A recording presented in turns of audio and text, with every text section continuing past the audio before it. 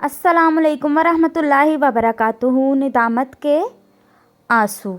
7 سال کا بچہ مدرسے میں 1.5 مہینے کی چھٹی کر کے آیا۔ بچے کے ساتھ ان کی والدہ بھی یہ بتانے آئی تھی کہ قاری صاحب بچے کو ٹائیفائڈ ہو گیا تھا، بہت بیمار تھا، تبھی نہیں آ رہا تھا۔ برائے مہربانی آپ معذرت قبول کر کے بچے کو مدرسے میں بٹھا لیجیے۔ اب میں نے بھی معذرت قبول کرتے ہوئے بچے سے کہا کہ بیٹا اب کوئی چھٹی نہیں کرنی اور کل سے وقت پر آنا ہے، کیونکہ آج بھی آپ 1 گھنٹہ لیٹ آئے ہیں۔ چنانچہ یہ بچہ پھر سے اگلے دن 1.5 گھنٹے لیٹ آیا تو مجھے بہت برا لگا، کیونکہ مدرسے کا نظم و ضبط یہ بچہ خراب کر رہا تھا اور اس بچے کی وجہ سے دوسرے بچوں پر بھی خراب اثر پڑ رہا تھا۔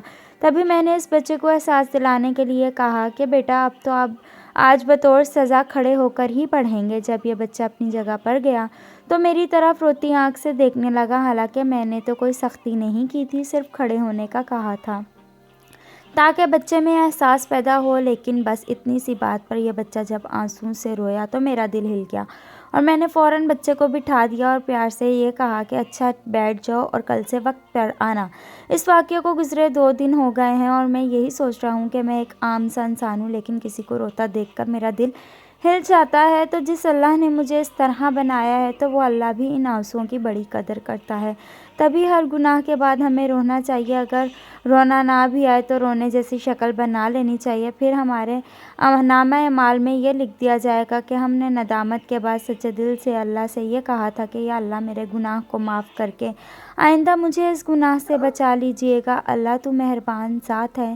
میں یہ سوچتا ہوں کہ خدا نخواستہ ہمارے گناہوں پر فرشتوں نے ہماری شکایت لگائی بھی تو اللہ ضرور فرشتوں سے یہ کہے گا کہ ذرا دیکھو اس انسان نے زندگی میں اپنے گناہوں پر کبھی ندامت کے آنسو بہائے تھے یا نہیں۔ اگر ندامت کے آنسو کے ساتھ یہ زندگی میں رویا تھا تو اس کے لیے معافی لکھ دو اور اسے میری جنت لے جاؤ۔